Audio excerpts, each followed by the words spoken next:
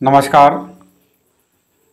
जैसा हम लोगों का चल रहा है फलित का कार्यक्रम, और पिछले वीडियो पर आप लोगों ने सूर्य का द्वादश भाव का फल मेष लग्न के अनुसार समझा और जाना।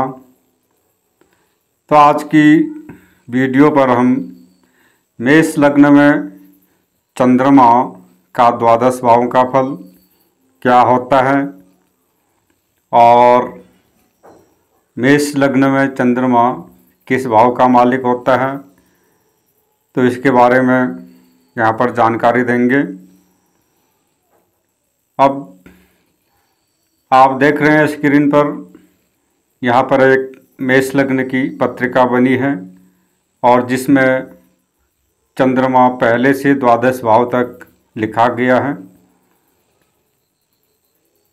मेष लग्न में चंद्रमा चौथे भाव का मालिक होता है। 4 नंबर लिखा गया है चौथे भाव पर, जो कर्क राशि है, और कर्क राशि का स्वामी चंद्रमा होता है।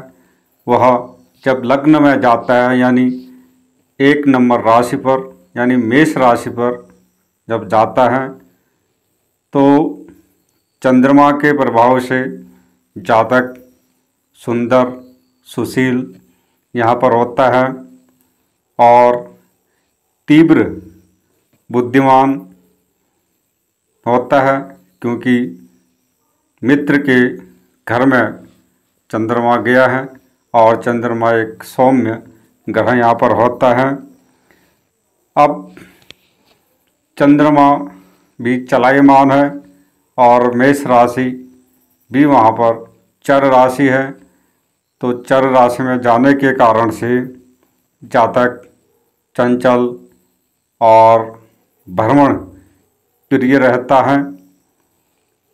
यहाँ पर जातक भूमि भवन माता का सुख उसको मिलता है, माता के प्रति निष्ठावान वहाँ पर रहता है, क्योंकि चौथे भाव से भूमि भवन माता इत्यादि को देखते हैं, जो पीछे सारा बताया गया है। तो इस प्रकार से जातक को सुख सुविधाएं जीवन में मिलती हैं। और यही अगर चंद्रमा पाप पीड़ित हो, पाप ग्रहों से दृष्ट हो, तो यहाँ पर गुप्त चिंताएं जातक को जीवन में लगी रहती हैं। तो इस प्रकार से चंद्रमा का मेष राशि में यानी पहले भाव का फल होता है। अब देखते हैं चंद्रमा दूसरे भाव में, वहाँ पर वृषभ राशि यानी 2 नंबर राशि लिखी गई है। 2 नंबर राशि में चंद्रमा उच्च का होता है और जातक का चंद्रमा चौथे भाव सुख भाव का मालिक है और द्वितीय धन भाव में उच्च का होकर बैठा है। तो जिस कारण से जातक सुंदर गौरवर्ण और मधुर वाणी बोलने वाला यहाँ पर होता है, क्योंकि चंद्रमा एक सौम्य ग्रह है, स्त्री ग्रह है, और वृषभ राशि भी वहाँ पर सम राशि यानी स्त्री राशि है। इसलिए जातक मधुर बोलने वाला यहाँ पर होता है। जातक मिलनसार व्यवहार कुशल जीवन में होता है और उच्च शिक्षा वाला और भूमि भवन वाहन उच्च यहाँ पर होता है। लेकिन द्वितीय भाव मारक स्थान होने के कारण से कुछ परेशानियाँ भी वहाँ पर होती हैं। चंद्रमा यहाँ पर अगर पाप पीड़ित हो तो जातक को पेशाब जन्य रोग यहाँ पर होते हैं और व्यवसाय के क्षेत्र में भी कुछ कमियां जीवन में यहाँ पर मिलती हैं। तो इस प्रकार से चंद्रमा का द्वितीय भाव का फल यहाँ पर था। अब चंद्रमा तीसरे भाव में, जहाँ तीसरे भाव में 3 नंबर राशि यानी मिथुन राशि लिखी गई है,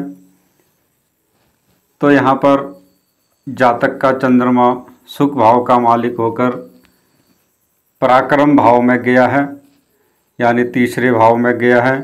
तो जिसके प्रभाव से जातक अपने पुरुषार्थ के बल से, अपने पराक्रम के द्वारा धन को प्राप्त करने वाला होता है और सुख को प्राप्त करने वाला होता है। भाई बहनों के प्रति निष्ठावान यहाँ पर रहता है और अध्ययनशील यहाँ पर जातक होता है, क्योंकि बुध की राशि पर चंद्रमा गया है। यहाँ पर चंद्रमा के कारण भाइयों की अपेक्षा बहनों का ज़्यादा सुख उसको मिलता है। व्यवसाय के क्षेत्र में दौड़ धूप उसको करनी पड़ती है, क्योंकि तीसरा भाव छोटे मोटे यात्राओं का भी होता है और चंद्रमा जब तीसरे भाव में जाता है तो जातक छोटी मोटी यात्राएं करके लाभ प्राप्त करता है। यहाँ पर दौड़ धूप वह करता है।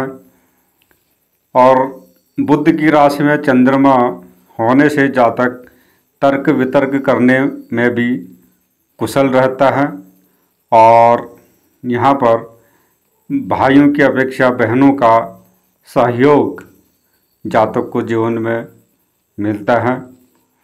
अगर चंद्रमा यहाँ पर पाप प्रभाव में हो तो जातक को घरेलू परेशानियाँ होती हैं, उलझनें होती हैं, कार्य क्षेत्र में रुकावटें होती हैं और सुख की कमी जीवन में जातक को होती है। तो इस प्रकार से चंद्रमा का तीसरे भाव का फल यहाँ पर होता है। अब वहीं चंद्रमा का चौथे भाव का फल, चौथा भाव चंद्रमा वहाँ पर खुद की राशि है चंद्रमा की, 4 नंबर राशि लिखी गई है, कर्क राशि है और चंद्रमा अपने ही घर में वहाँ पर बैठा है। तो जिसके प्रभाव से जातक धनवान, गुणी और भूमि, चौपाया जानवरों से लाभ या गाड़ी घोड़े, अब पिछले ज़माने में घोड़े होते थे तो उनसे फ़ायदा होता था, तो अब इस समय घोड़ों यानी चौपाइयों की जगह गाड़ी ले सकते हैं, क्योंकि गाड़ी भी 4 पहियों पर चलती है। तो उनके क्रय विक्रय से लाभ प्राप्त करता है और उनका सुख उसको मिलता है। जातक उच्च शिक्षा वाला होता है, स्त्री और संतान सुख उसको मिलता है, माता का सुख मिलता है और माता के प्रति निष्ठावान, प्रेमवान वहाँ पर जातक होता है। परोपकारी स्वभाव वाला भी जातक होता है। धर्म कर्म में रुचि रखने वाला भी वहाँ पर होता है। लेकिन ऐसे लोगों का भाग्योदय 32-33 वर्ष के बाद यहाँ पर होता है। अगर चंद्रमा यहाँ पर पाप पीड़ित हो, अशुभ अवस्था में अगर हो, तो जातक को प्रारंभिक जीवन बहुत कष्टपूर्ण यहाँ पर रहता है। तो इस प्रकार से चंद्रमा का चौथे भाव का फल यहाँ पर होता है। अब वहीं पंचम भाव में 5 नंबर राशि लिखी गई है, यानी सूर्य की राशि है। और वहाँ पर चंद्रमा जब जाता है अपने मित्र के घर में जाता है और सुख भाव का मालिक होके वहाँ पर जाता है। तो सिंह राशि में चंद्रमा के होने से जातक कल्पनाशील वाले ज़्यादा होते हैं और वहाँ पर तीव्र बुद्धि वाले, उच्च शिक्षा वाले यहाँ पर जातक होते हैं। माता का सेवक, माता से लाभ पाने वाला यहाँ पर जातक होता है। भूमि, भवन, वाहन इत्यादि का सुख उसको जीवन में मिलता है। शेयर मार्केट, लॉटरी, सट्टा इत्यादि से जातक धन कमाने वाला भी वहाँ पर होता है, क्योंकि चंद्रमा सुखेश होकर अपने मित्र के घर में गया है। केंद्र भाव से त्रिकोण भाव में गया है। बहुत अच्छा योग यहाँ पर चंद्रमा बनाता है। राजयोग भी यहाँ पर चंद्रमा बनाता है, लेकिन यहाँ अधिकतर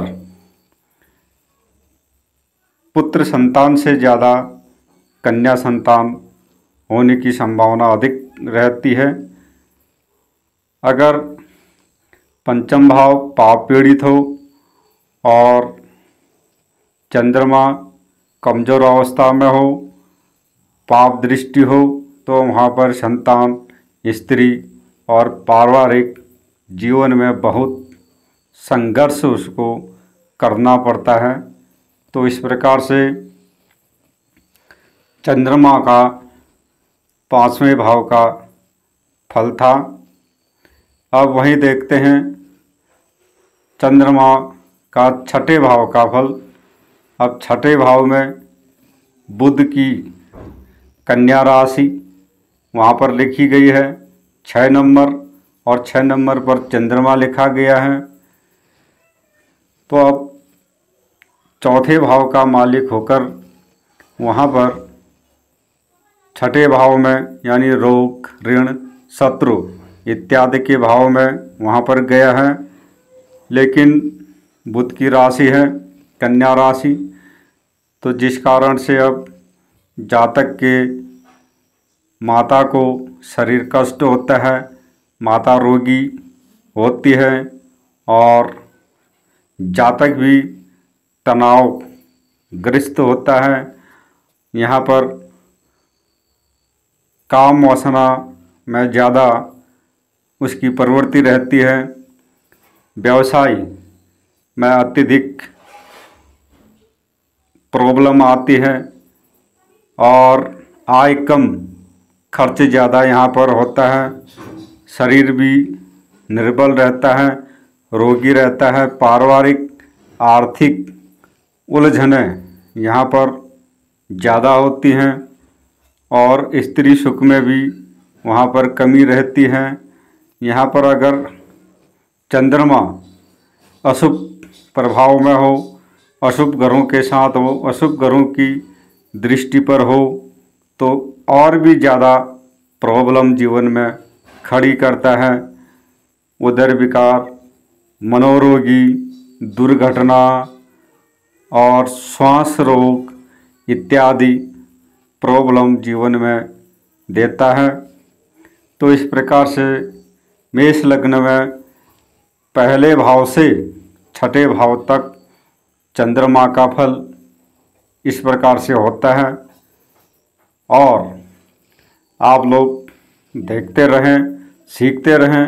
अगर कोई वीडियो पर नया है तो अवश्य सब्सक्राइब करें, शेयर करें, लाइक करें। नमस्कार।